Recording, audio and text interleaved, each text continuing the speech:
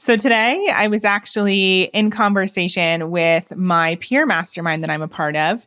And I was telling them about the three things that are really supporting me in feeling better, having more ease and grace and flow in my life, trusting more. And I thought they'd be the perfect thing to share with all of you today on the I Heart My Life show. That's exactly what we're doing. Now, please note that these are my current awarenesses, if that's a word. And they've come to me through working with mentors, therapists, teachers. And I'm always in a state of constant reflection around what's working for me and what's not. And so I would encourage you to think about the three things that are working for you in this moment.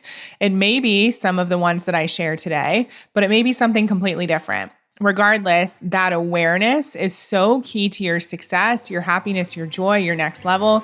And yet so often we don't slow down to think about what is actually working for us. So that's my encouragement and task for you today. So let's dive in. Let's dive into these three incredible mindset practices and shifts. So one of the big things for me is really identifying how I want to feel. Now, this has been a big topic of conversation on the I Heart My Life show recently, especially with the episode you probably heard from Danielle Laporte, which was so beautiful and heartfelt. And Danielle's work has really centered around her desire map, that incredible book that she wrote all about figuring out your core desired feelings, how you want to be feeling on a regular basis, and then making decisions from that place. Now, one of the things that I identified as I was working with one of my coaches is that I've never really updated the core desired feelings that I think I want to be feeling on a regular basis. Now, Danielle talks about how she's actually shifted into what you want to embody on a regular basis versus feel.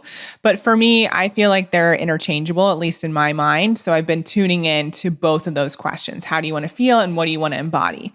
And what I realized was that at the start of my business, I wanted to feel excitement. I wanted to feel lit up by what I was doing. I wanted to feel purposeful. I wanted to feel like the work that I was putting out was really aligned with who I was and my message and the brand and all the things. And that's all well and good. And to a certain extent, that's still part of how I want to feel and how I want to be showing up. But what I realized with one of my coaches was I'm actually craving stability right now. And for me, stability is really exciting. Now, if you would have told me that even a few months ago or a year ago, I probably would have laughed. But I think so many of us, we don't go past the feeling of excitement and really nail down what's going to make us feel excited. So maybe for you, it's freedom. That's actually what you're craving. It's not just the excitement, it's the freedom that brings excitement. For me, like I said, it's stability. Maybe for you, you're craving more peace, more relaxation. That actually feels exciting. And so when we take it one step further, it makes it much easier to make decisions that are going to be in alignment with the goals that we have. So let me give you an example. When I was talking to one of my coaches, I was specifically talking about putting something out in the marketplace, what I wanted to sell. And I was like, you know what, but that doesn't feel very exciting. And then I realized that for me right now at this stage of my life, being pregnant, thinking about maternity leave, launching a new membership, doing all the things that we're doing, being in a new home after moving 9 times in 10 years, stability and being grounded actually feels like the most exciting thing in the world. It feels so good. And for you, maybe excitement's not the right word to use here as kind of the benchmark, but think about what feels good for you. And so that's where I'm at in my life. And so I started to shift and ask myself, okay, so if I'm using stability as a benchmark and the mile marker that's going to tell me I'm on the right track, what decision would I make right now? What feels like it's in service to stability and me being more grounded in my life? So even if it's not a business decision, maybe there's other decisions you can make in your life in service of stability. So one of the things that I decided, and the baby has been very clear in letting me know this, is that I actually don't want to travel for the rest of the year. I really have the desire to be grounded and stable. And that literally means like feet on the ground, not in an airplane. So again, tune in to what word really feels aligned for you and go past that initial excitement point, if that's kind of where you're landing at the moment, because there's something deeper on the other side. And we want to figure out, like, at this stage or this chapter in your life, what actually feels exciting. Is it rest? Is it calm? Is it going big and launching something new? Is it putting yourself out there in a big way, getting more visible? Is it raising your prices, making more money? Like, you know the answer to that question. And yet we're often stuck on excitement and we don't take it that one step further. So that's the one thing that I want to mention first and foremost. Get clear on what you want to feel or embody. And most of the time, it's something past the excitement, or there's a way to define it more clearly than just feeling excited. The other thing that we want to take a look at is excitement basically like getting a hit of adrenaline, right? So often we are obsessed, frankly, obsessed with getting that feeling, that rush of adrenaline, or even, sometimes anxiety and fear. And as it says in The Big Leap, fear is just excitement without breath. And so oftentimes fear and excitement are confused, and we're looking for that hit of something. We're looking for that excitement, that rush of adrenaline. And that's not actually what we need in the moment, but because our body is so used to getting it, it's like that hit of sugar or caffeine or whatever. We're always craving it when that's not actually the goal, and it's not what you desire when you really tune in. Okay. So ask yourself that. Am I actually looking for excitement, or is this a trauma response? Is this just something that's happening on repeat in my life day after day? And what would actually feel good to me today? And what's the ultimate goal? And how can I make decisions from that place? Okay. So that's the first thing I want to mention on today's episode. The next mindset shift that I'm leaning into is this emotion of relief. Now, I believe I've mentioned this before on the I Heart My Life show, but I want to bring it up again because I really feel like it's one of those it's just not tapped into in terms of emotions that we focus on.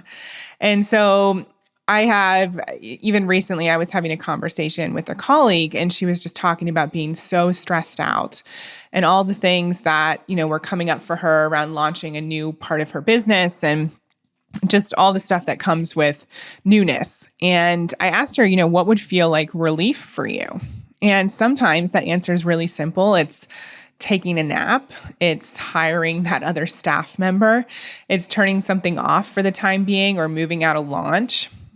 And only you know that answer.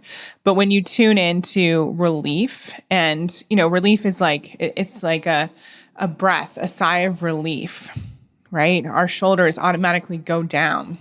We feel less stress. There's less anxiety in our bodies.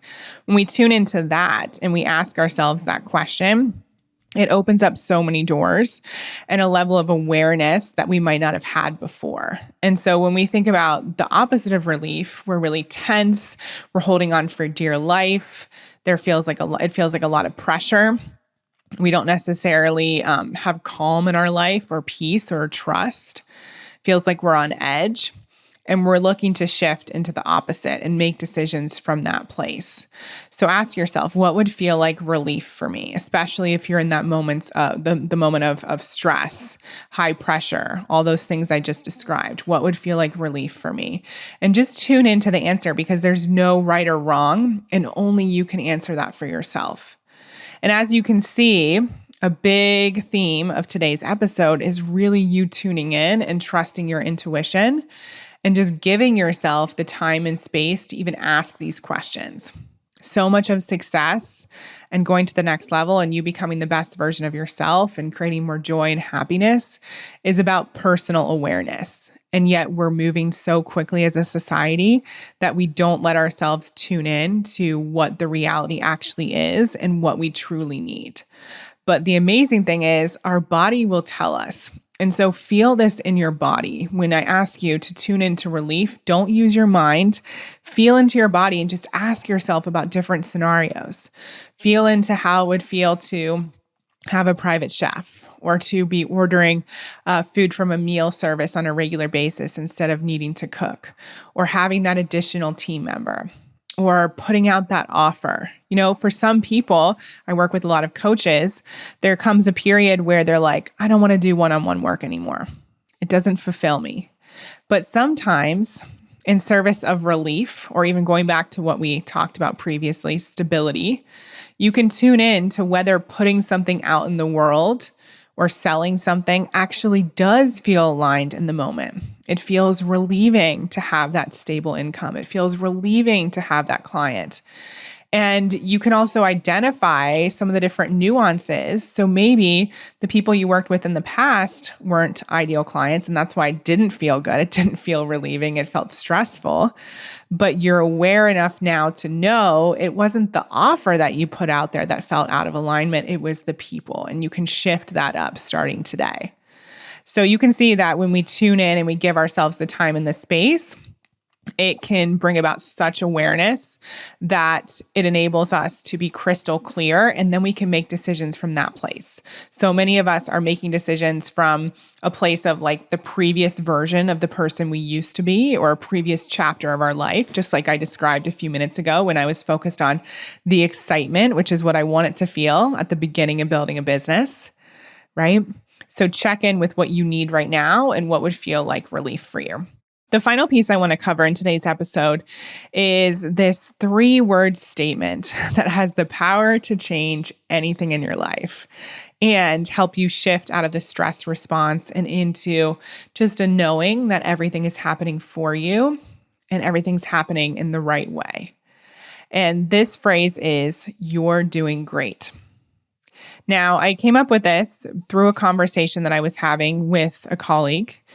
This person is actually the partner of somebody who ran a plant journey ceremony for James. James and a group went through it, my husband, James. And I'll let him share that story on the podcast at another time because it's his own personal story and journey. But this incredible gentleman, his name is Steven. He's actually going to be on the podcast in a few months. He has such a calming presence. And his partner was telling me that when she was going through her own plant medicine journey, he just kept telling her, "You're doing great. You're doing great. You're doing great."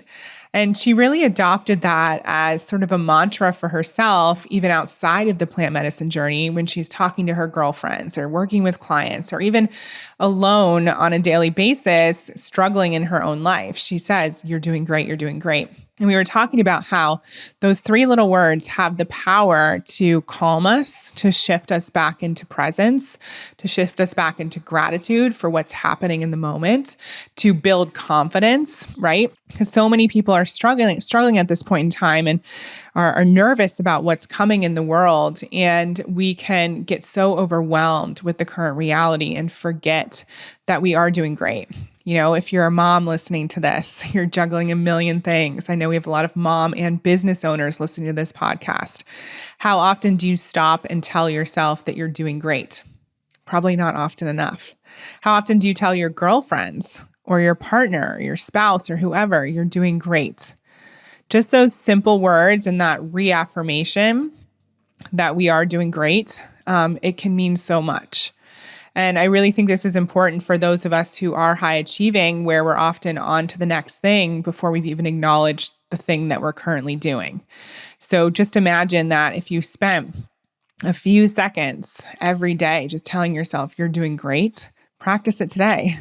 You don't even have to imagine, you can feel it.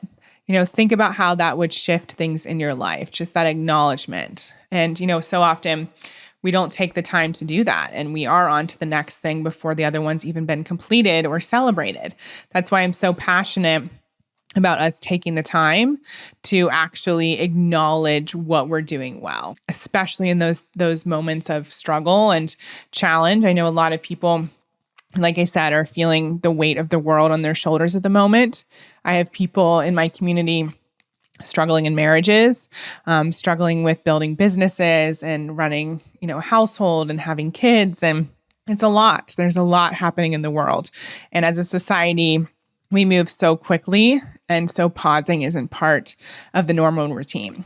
So my challenge for you is to start telling yourself and others you're doing great, and also believing it, right? It's not enough to say it out loud, but really believe it. You're doing great. You're doing so well.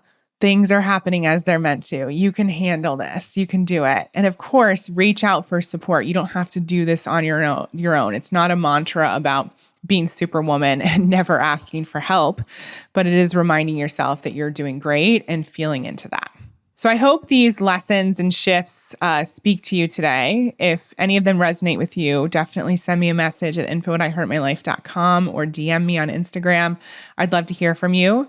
And as I mentioned, just pay attention to some of the things that are working for you, some of the practices, some of the lessons that you've been learning, some of the teachings, some of the routines, and share them with somebody, whether you have a podcast or another sort of platform, or even if you just share them with your best friend. We all have so much wisdom to give, and it's our duty that when we find something, we share it. At least that's my belief. And I hope to hear from you regarding what's working for you.